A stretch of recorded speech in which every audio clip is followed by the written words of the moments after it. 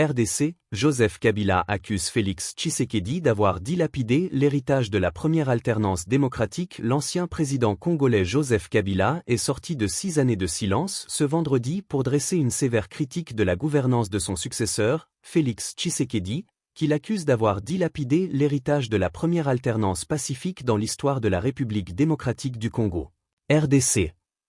Dans une déclaration solennelle retransmise depuis Kinshasa, l'ex-chef de l'État, 2001 à 2019, a dénoncé l'ivresse du pouvoir sans limite, l'effondrement des institutions, la violation de la Constitution et une dérive dictatoriale ayant, selon lui, plongé le pays dans une crise multiforme. Le Congo est gravement malade et son pronostic vital est engagé, a-t-il déclaré. Kabila, qui affirme avoir voulu favoriser le fonctionnement harmonieux des institutions à travers l'accord de coalition conclu en 2019 avec Tshisekedi, estime que cet arrangement a été trahi par une série de manœuvres politiques, notamment le coup d'État institutionnel de décembre 2020, la nomination illégale des membres de la CENI et les élections frauduleuses de 2023, qu'il qualifie de simulacre.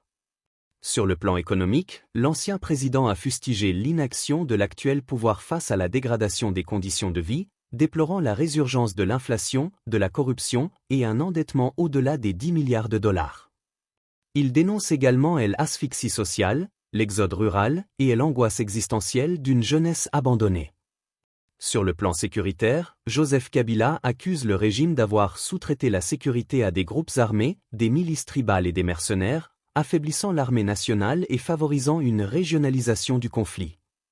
Il pointe aussi du doigt la répression sanglante dans plusieurs provinces, évoquant notamment la mort de centaines de détenus à la prison de Makala en septembre 2024, qualifiée de crime contre l'humanité.